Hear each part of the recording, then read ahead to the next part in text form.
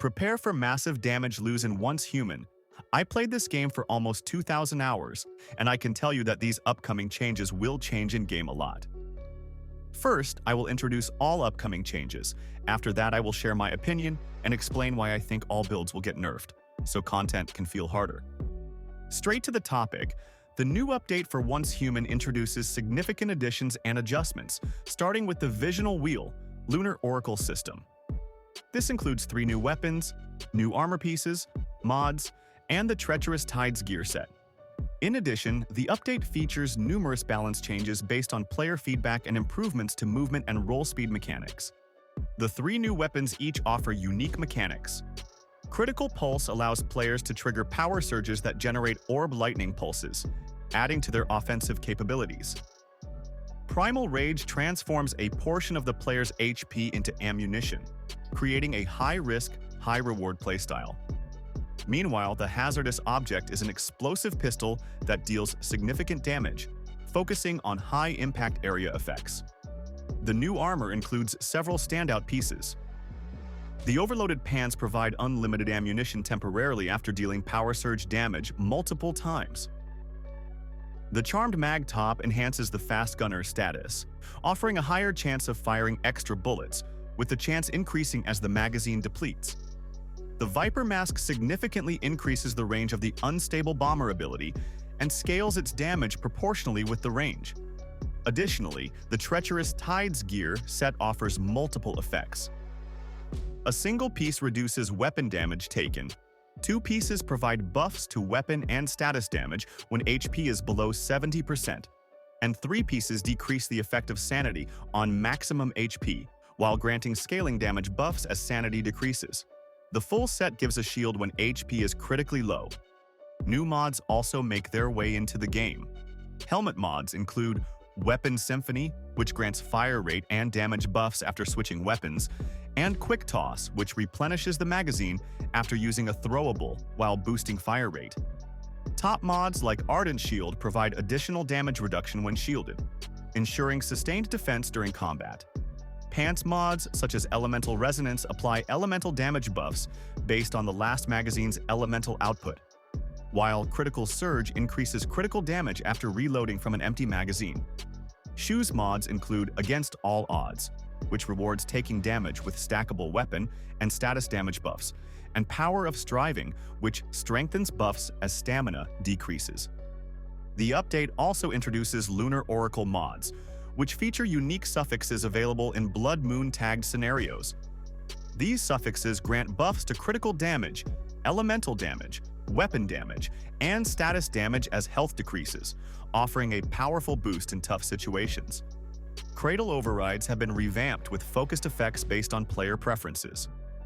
Row 1 overrides provide a 15% damage increase for specific weapon types, and an additional 100% damage bonus against designated super anomaly types. Row 2 effects include weapon damage bonuses after switching weapons or reloading, status damage boosts after weak spot hits, and shielding effects when summoning or handling deviations. Row 3 emphasizes bullet effects, weak spot damage, and melee attack scaling, while Row 4 offers bonuses tied to elemental damage, burn effects, and shrapnel mechanics.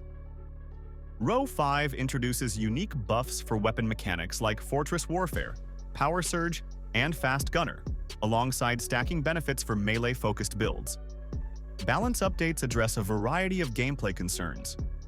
Bounce attacks now function correctly without targeting friendly units. The tactical combat boots now replenish ammunition, even with multiple stacks of Fortress Warfare active.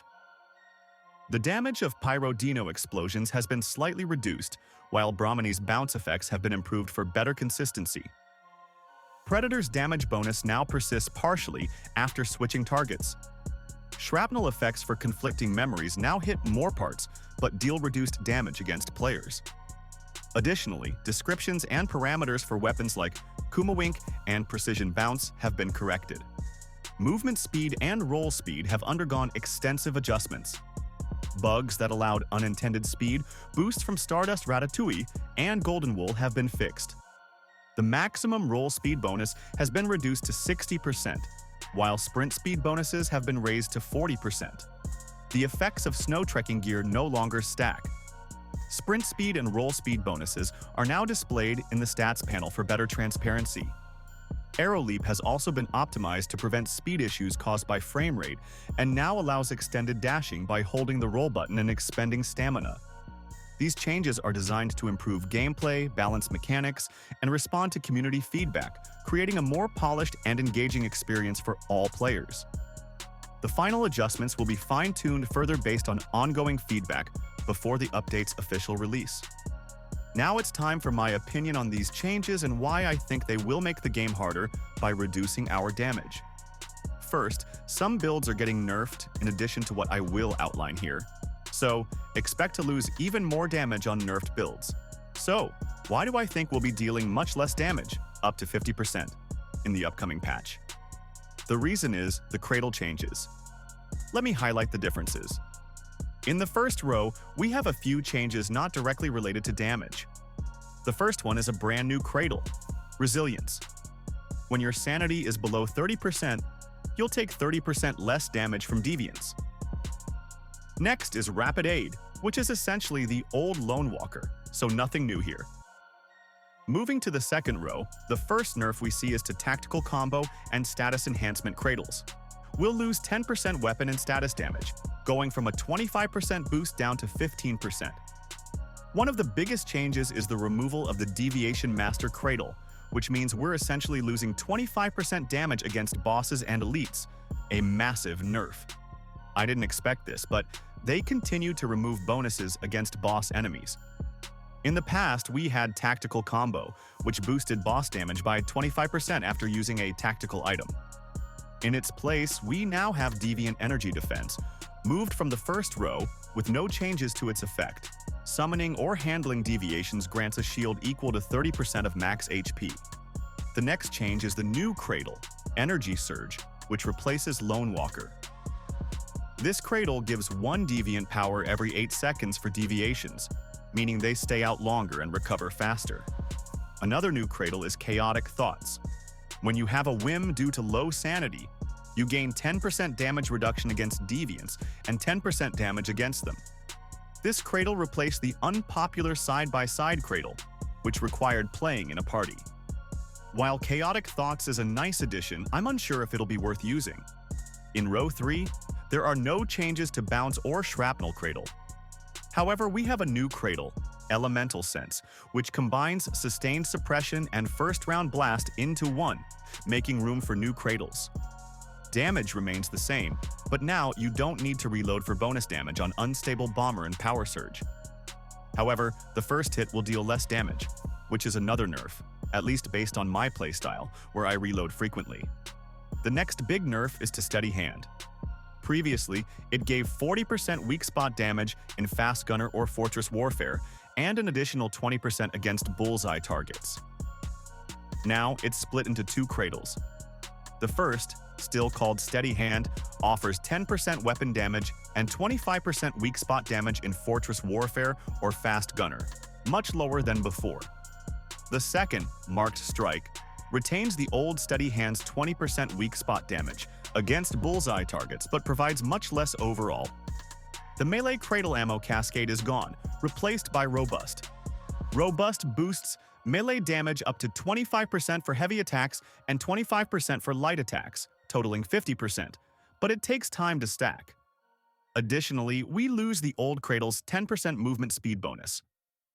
Starting the next row, we have a new cradle, Extreme Freezing, which replaced Frost Sense. Dealing frost damage now grants up to 25% bonus frost damage and slows deviants by 3% for 8 seconds, stacking up to 10 times. Fully stacking freezes the target once, but the damage bonus is lower.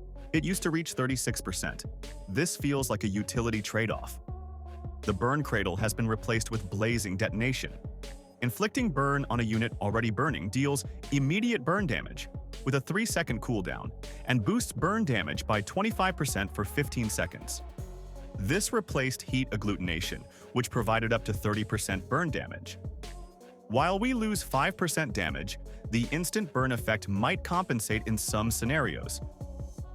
Finally, a buff Invincible Strike replaces Tracking Bullet and adds a bonus. When fully stacked, shrapnel damage loss due to distance is reduced by 50%. The first part of the effect remains the same. Weak spot damage boosts shrapnel damage by 2.5% and crit damage by 3.5% for 6 seconds, stacking up to 10 times. There's no change to Bounce Rampage. However, Explosives bonus now replaces series detonation. After triggering Unstable Bomber damage increases by 5% for 8 seconds, stacking up to 25%. This is a nerf compared to the old effect, where bomber damage increased by 25% if triggered within 3 seconds of another. I think this is a massive nerf, affecting both PvP and PvE. I'll need to test it on the live servers to confirm, but I believe it will negatively impact damage. By the way, I'm planning to update my Jaws pistol guide for the next season, so stay tuned. In the final row, we have Heavy Strike replacing Fortress Link. Now, Fortress Warfare range increases by 50%, and activating it grants 25% weapon damage for 8 seconds, but the effect ends when switching weapons. This heavily discourages secondary weapon use. Another new cradle is Transient Impact, replacing Overload. It boosts Power Surge damage up to 25% for 10 stacks over 6 seconds. The bonus is the same, but the conditions have changed. You now gain stacks by dealing Power Surge damage instead of reloading. Bounty Hunter now grants weak spot damage instead of weapon damage and loses its effect upon weapon switching, again, discouraging secondary weapon use. Fast Pursuit has been completely reworked. It now provides a random buff, attack, crit rate, or crit damage when triggering Fast Gunner, stacking up to 5 times, but the effect ends if you switch weapons. The old effect, firing an extra bullet, is gone. I like this change because it could open up some crit builds for Fast Gunner. However, the downside is that the effect ends when you switch weapons, so unfortunately, you'll lose all the bonuses if you do. Finally, we have Brawl Boost, replacing the old melee effect. Now, dealing melee damage provides 5% damage reduction and 5% roll speed for 6 seconds, stacking up to 5 times, but the effect ends on weapon switching. The old effect, restoring HP and stamina and boosting melee damage by 25% after defeating a target, feels more useful, so I think it's another nerf. Let me know what you think about these changes. From my perspective, they aim to make the game harder by reducing our damage potential and heavily discouraging secondary weapon use, which I'm not a fan of. Join our Once Human Discord. If you enjoyed this, feel free to like and subscribe. If you want to support me further, consider joining my YouTube membership. A huge shout out to my supporters, Damian Rozadkowski, Gerard, Vitali, Kiayas, and 327.